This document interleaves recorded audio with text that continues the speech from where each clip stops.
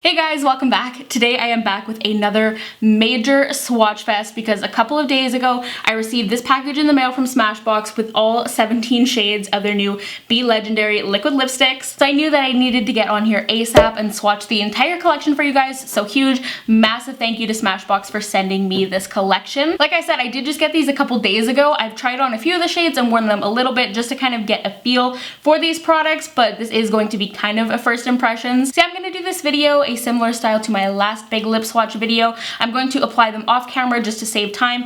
Come on here, show you guys the shade, tell you my thoughts on it and everything like that. And as always, I will have these products linked in the description bar down below so you can find them super easily. So like I said, there are 17 shades total. On the top row here, we have got the high shine or the pigment finish, and there are 8 shades available in that. Definitely all more kind of neutral, daytime appropriate shades. And then we also have 9 metals or metallic finishes, and these have got some more like funky like blues, coppers, golds, everything like that. I'm gonna read you guys the actual description for these lip products from Smashbox. So it says, a liquid lip formula that glides on with the full coverage of a lipstick and the high shine of a gloss in a single coat. So the most important thing you kind of need to know about these lip products is that they are not a liquid to matte formula. I know naturally when we hear liquid lipstick, we immediately think something that's going to dry down to a matte finish, but these are more in the realm of like a super opaque gloss. Like think more if you literally liquefied a lipstick. That's kind of what this formula is like, but I know you guys are here for the swatches, so let's go ahead and jump into them. So shade number 1 from the high shine finishes is called Pink Drank. It's just kind of your average mid-tone everyday pink. When they say one coat about this formula, they really mean it. These are so intensely opaque and richly pigmented. They have kind of a unique little applicator. It's kind of like a doe foot, but it's got a more precise tip, and then the side also has a little scoop in it. So when you pull it out, it holds quite a bit of product, so you should only need one dip with most of these. And as you can see, the finish is more of like a creamy, glossy kind of finish. So once again, that was Pink Drank. Shade number 2 is called Bad Bee. I absolutely love this one with my makeup today. Smashbox describes this as a cool pink. I have no idea why, because it's more of a peach definitely, and definitely more warm. But I do really like this one. I can probably already say that this is going to be my most worn shade from the collection. These are so nice and smooth and comfortable on the lips though. They're not sticky at all. They're just a very nice cream finish. But once again, that was the shade Bad Bee. Shade number 3 is called Mauve Wife. I love the names of these. They seriously crack me up.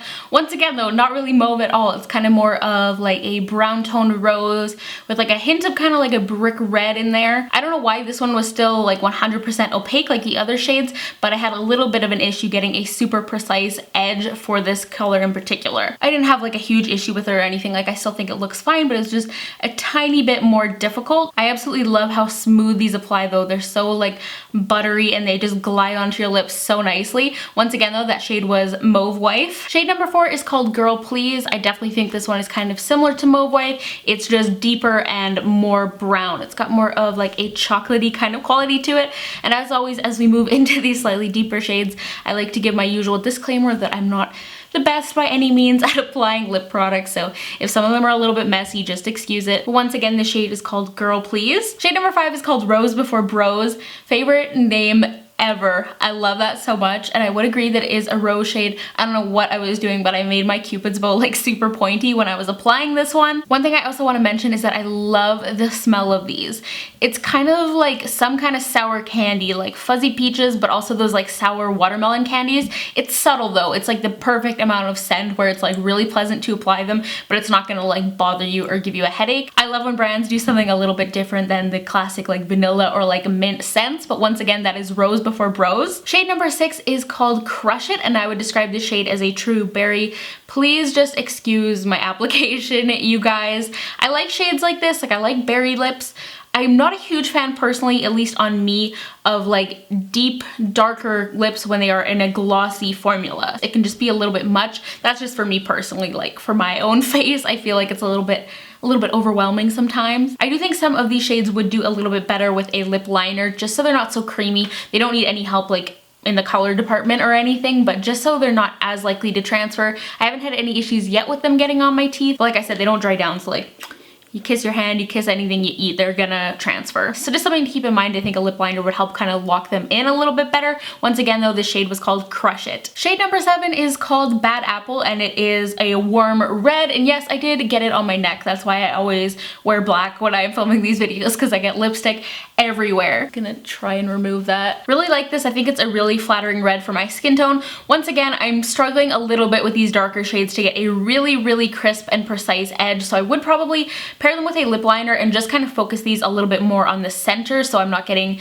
quite as much product toward the edges of my lips, if that makes sense. But I think it's really pretty and really flattering. Makes my teeth look nice and white. One thing I do want to add, I do have some minor dryness on my lips, like a little bit of like flakiness, and I feel like even though this is a glossy finish, because they're so thick and opaque, it really covers it up and doesn't draw attention to texture on the lips. This is kind of a weird thing to say, but I feel like I would have really liked this formula when I was on Accutane, because it would cover up like the redness on my lips and then also kind of mask the flakiness once again. Just throwing that in there because I know a lot of you guys are still on Accutane like I was. Once again, that shade is called Bad Apple. And finally, for the high shine finishes, we have got Brick Trick. This is like a deep blood red. One thing I do also just want to add as we're finishing up the high shine shades is that these do remove easily, but I would recommend removing them with something oil based.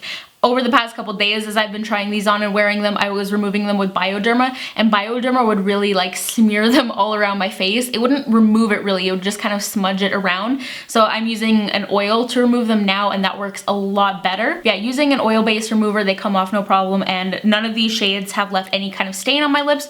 Maybe this one will, but no staining from any of the other ones, even the darker shades. Once again, that was shade number 8 and the final of the high shines, and the shade was Brick Trick. Moving into the metallics, shade number 1 is called Space Case, and this is described as a metallic gray, so kind of like a deeper silver. When I think silver, I think more of like a platinum white kind of base, and this is definitely a little bit darker. This one wasn't 100% opaque, but still very impressively pigmented, and I was able to get a pretty good color payoff. I just had to dip a few more times than I did with the high shine finishes. Like I probably dipped about 3 times. Definitely very metallic though. Like it's got a really rich, intense, foiled kind of finish, which I think is so cool. Some metallic lip products don't really deliver on that. They're just kind of like, eh, this is more like kind of shimmery, kind of shiny, but this is like metallic. And once again, that shade was called Space Case. Shade number 2 is called Petal Metal, and this is a rose gold. You guys know how I feel about rose gold. I absolutely love it. This is probably my favorite. But what a lot of you guys are probably wondering is, when would anyone ever actually wear this? For me personally, I would probably never wear most of these metallic formulas on their own. I would more pair them with another lipstick. Kind of similar to what you see in some of these promotional lip art photos from Smashbox, like this one here. You can tell they've applied kind of a regular lipstick on the entire lip, and then one of the metallic finishes more just in the center. That is how I would use these personally. Unless, you know, I was trying to do some kind of like cool, funky editorial makeup or something like that. But yeah, that's how I would recommend wearing these. I think some people can really pull off like a full-on metallic lip, but I personally don't think I'm one of those people. Once again, that shade was Petal Metal. Shade number 3 is called Mauve Squad. I would describe this as more of like an icy pinky, I would say. I think this is probably the most conventional and most kind of wearable out of the metallic shades. Like if you want to rock a metallic lip and you don't want a bold shade and you don't want a kind of more unusual shade, this is probably going to be your best bet. The metallic finish does draw a little bit more attention to texture. As I mentioned in the past, I do have acne scars kind of on the edge of my top lip. Like I have like a little kind of like bump here. I don't know if you guys can see that, but it definitely picks up on that, and the light hits it and accentuates it. So not loving that, but typically I would once again reserve these more for just the center of my lips. Once again though, that shade was Mauve Squad. Shade number 4 is called Haterade, and it is a metallic copper. This one a little bit sheer, just slightly. Like it's pigmented, but I just had some issues building it up around the edges, so I did have to build it up quite a bit. And it's at the point where it's like quite thick and not super pleasant on my lips. Once again, still not sticky, even like really layered up, but it's just like, it's a little bit goopy. I actually think this shade is really cool too though. And one thing too, Lancome also did release kind of a similar lip product called the Le Metallique Lip Lacquers, I believe. And description of them is very similar, like a really highly pigmented gloss-like liquid lipstick type product. I haven't tried any of those personally, but from the swatches I have seen, these are definitely more pigmented and more opaque than those. And from what I've seen, they do have some similar colors in the range, so these might be worth checking out over the Lancome ones in my personal opinion. But once again, again, that was the shade Haterade. Shade number 5 is called Moscow Muled. Smashbox actually describes this one as a metallic copper, and then the last one, Haterade, as a metallic orange. I would disagree with that personally. I do think this has some hints of copper, but it's definitely more of a metallic red. In person, it's got like a slight kind of terracotta vibe, but it's a little bit too red for me to call it a terracotta, but kind of red blended with copper in my opinion, honestly. But once again, that shade is Moscow Muled. Shade number 6 is called Brains and Bronze. This is kind of like a deep chocolatey bronze. It's got kind of almost like a hint of like a rose to it though. Really unique color.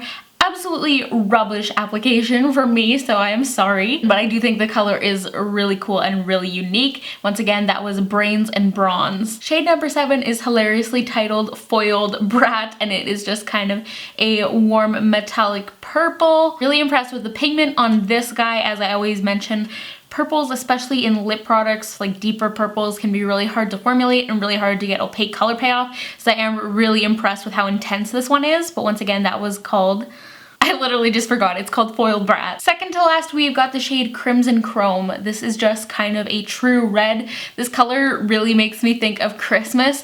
I feel like this would be amazing with like a matte red liquid lip and then just this in the center to kind of set it off. I think that'd be so gorgeous. One thing too that I'm kind of sad about with the metallic finish is that there's no true gold, which is kind of unexpected. They've got like the more kind of silver, the copper, the rose gold, but no gold. So hopefully they add a gold. I would really like that. Once again, this shade is Crimson Chrome. Last but certainly not least, shade number 9 of the metallics and shade number 17 in total is called Iced Out, and it is a super cool metallic royal blue. It creates like a really effortless ombre effect, like the outer edges of my lips, the outer corners kind of look darker. Really great shade, definitely one of the most pigmented blue lipsticks I have ever seen. And once again, that was Iced Out, and we are done now, yay! That wraps up all of the lip swatches for the new Smashbox Be Legendary liquid lipsticks.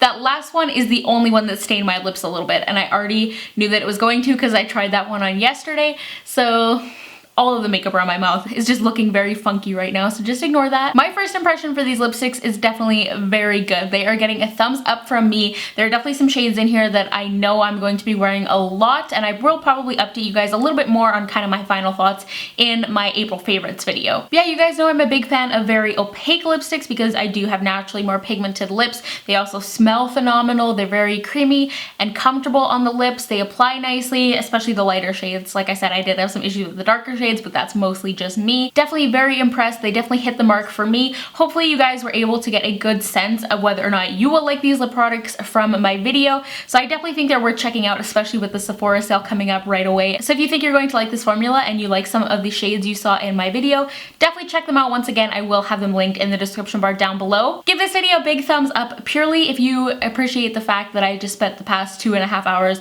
applying and removing liquid lipsticks. Go follow me on Twitter, Instagram, and Snapchat. I am at Sarah Rihanna on all 3. And if you are new to my channel, I would absolutely love it and appreciate it so much if you would hit the subscribe button down below. But that's going to be it for this one. I will talk to you guys in my next video. Bye guys.